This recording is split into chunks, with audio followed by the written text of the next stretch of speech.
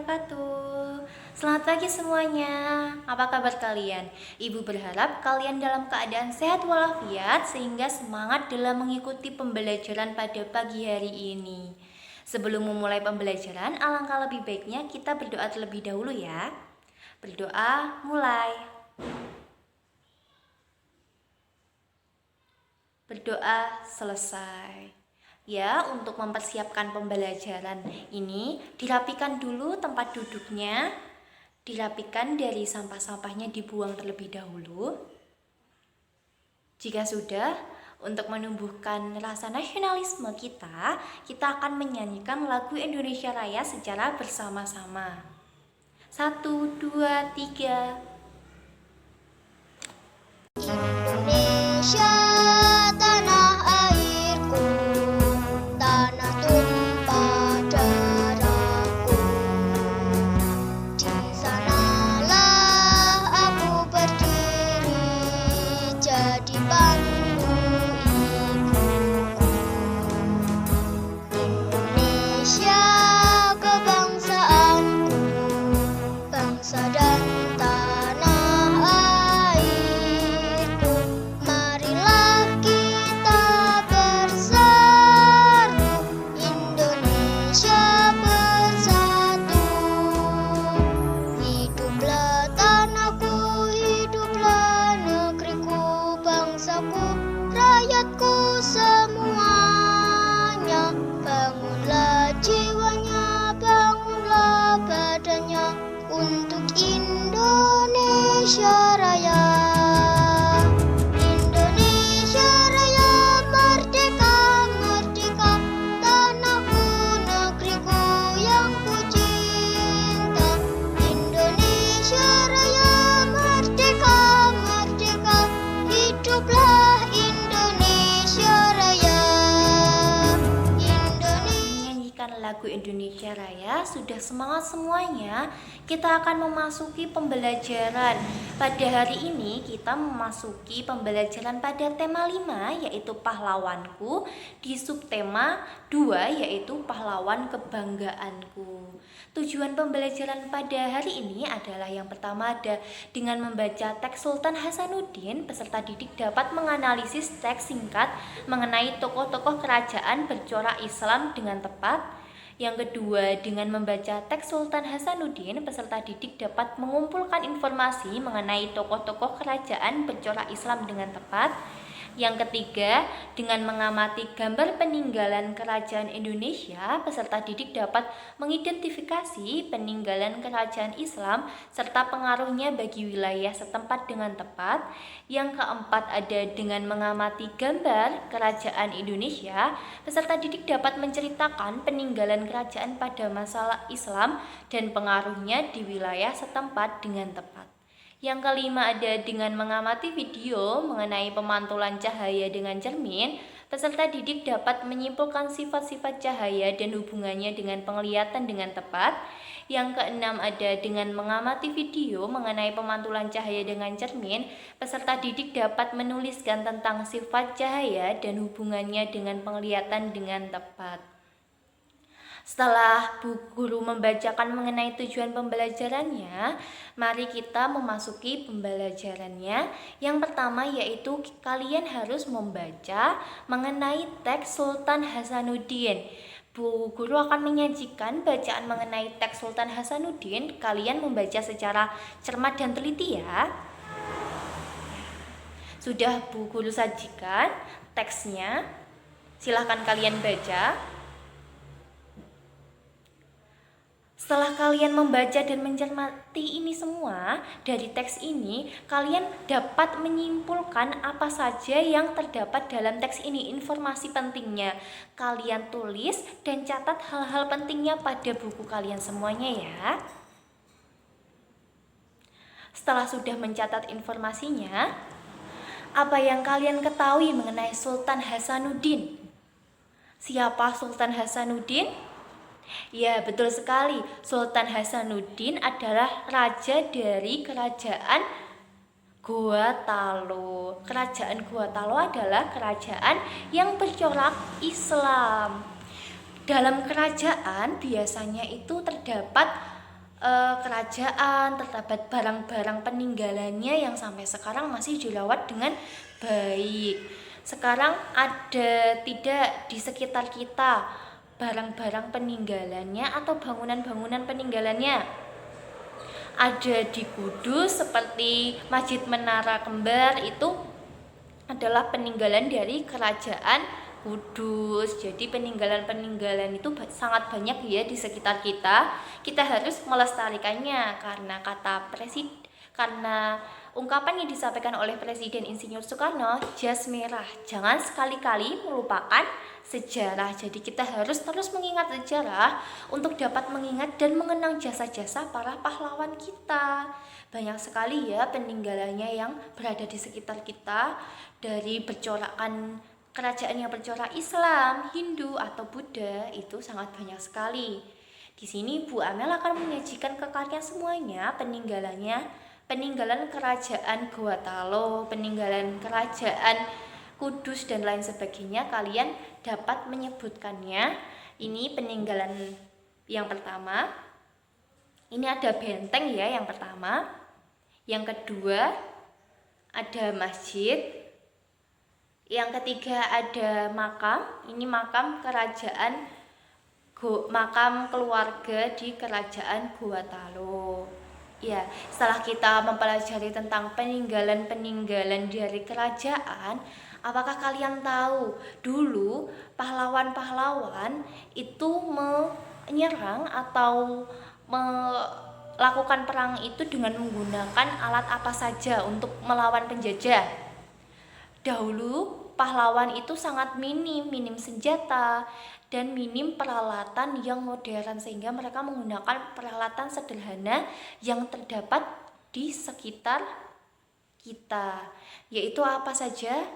Ada yang tahu peralatan unik yang digunakan pahlawan untuk melawan atau untuk melakukan strategi perang? Ya, ada cermin.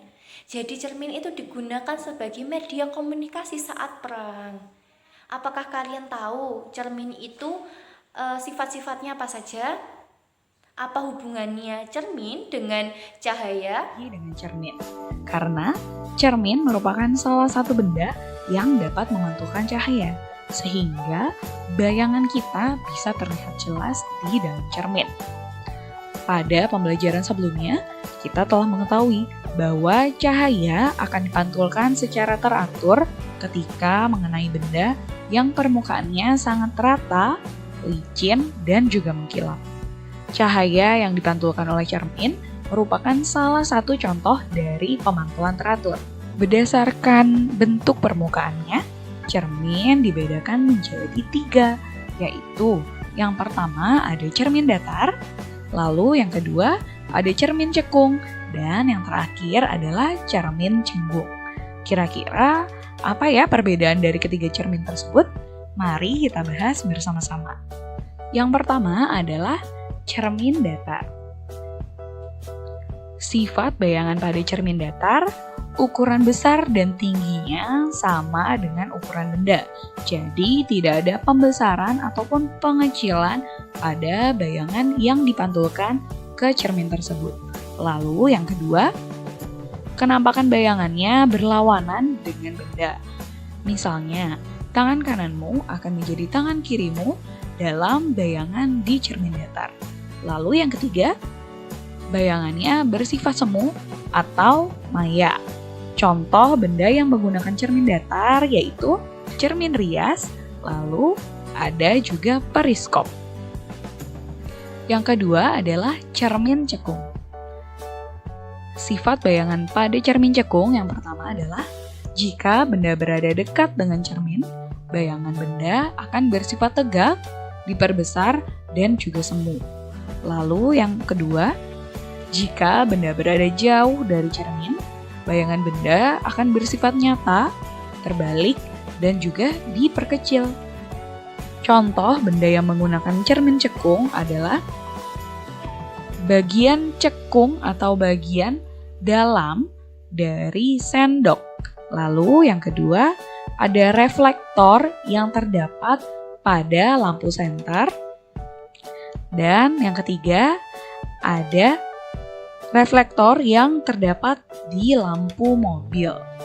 Yang ketiga yaitu cermin cembung. Sifat bayangan yang terdapat pada cermin cembung yaitu semu, tegak, dan diperkecil dari ukuran benda yang sebenarnya. Contoh benda yang menggunakan cermin cembung antara lain bagian belakang dari sendok, kaca spion, dan juga cermin yang berada di sudut jalan. Untuk mengetahui perbedaan bayangan yang dihasilkan dari ketiga cermin tersebut, kita bisa melakukan percobaan sederhana. Silahkan teman-teman mengambil kaca rias atau cermin rias yang dimiliki di rumah, lalu lihatlah perbedaan bayangan yang terdapat pada cermin tersebut. Selanjutnya, setelah kalian mencermati video mengenai cahaya dan cermin, kalian tuliskan apa saja sifat-sifat cermin. Apa saja sifat-sifat cermin dan juga sifat-sifat cahaya. Jenis-jenis cermin juga jangan lupa dituliskan ya. Tuliskan yang rapi untuk dapat dibuka kembali dan dibuat belajar kemudian hari ya. Setelah kalian menuliskan itu, coba kalian buka buku siswanya pada halaman 76. Kalian kerjakan soal latihannya. Ya, soal latihannya mengenai cermin kalian kerjakan secara rapi. Nanti dapat kalian kumpulkan melalui WA grup ya. Ya. Setelah mempelajari tadi mengenai pahlawan, yang kedua mengenai peninggalan sejarah dan juga mengenai cermin cahaya, kita dapat menyimpulkan pembelajaran hari ini yaitu kita harus selalu mengenang jasa-jasa pahlawan, harus menghormati jasa-jasa pahlawan.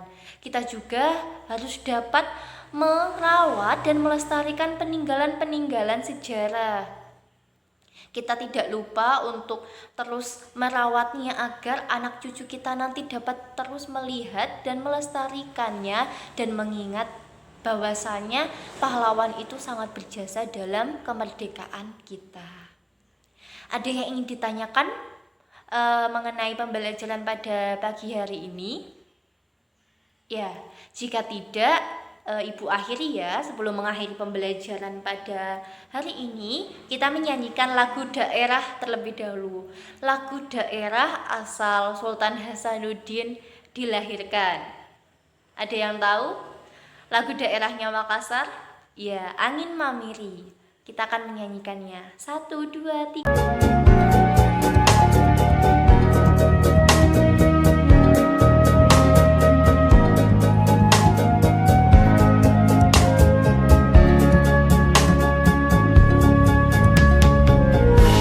Angin mamiri ku pasang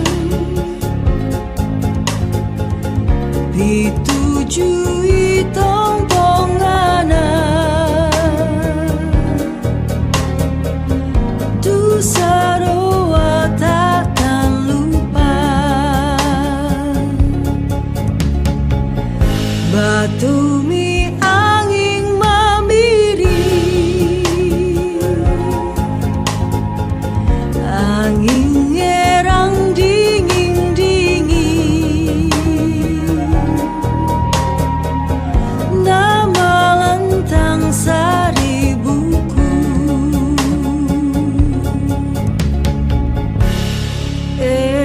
aule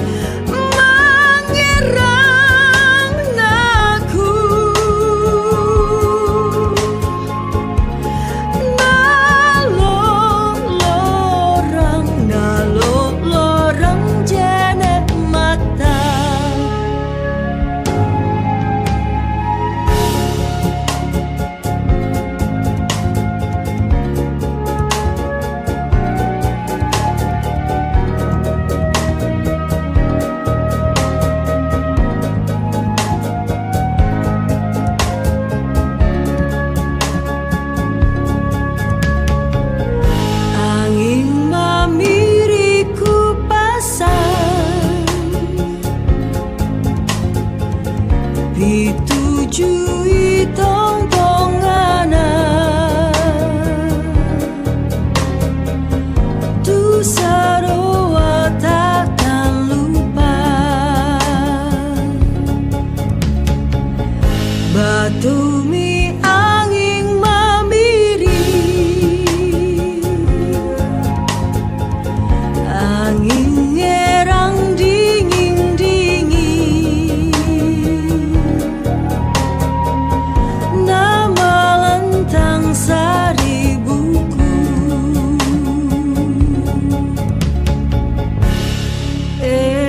aule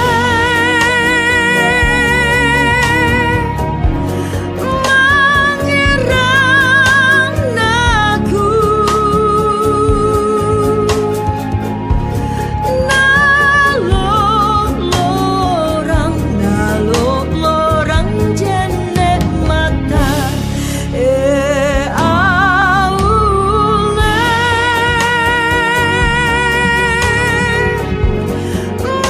mengerang naku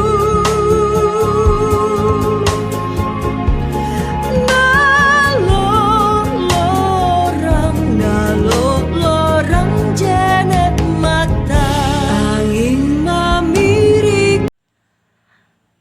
Setelah menyanyikan lagu daerah, kita akan menutup pembelajaran pada pagi hari ini dengan berdoa bersama-sama. Untuk mengakhiri pembelajaran pada pagi hari ini, berdoa menurut agama dan kepercayaannya masing-masing. Mulai. Selesai. Ya, Bu Guru akhiri ya. Kurang lebihnya mohon maaf. Wassalamualaikum warahmatullahi wabarakatuh. Tetap semangat dan jaga kesehatan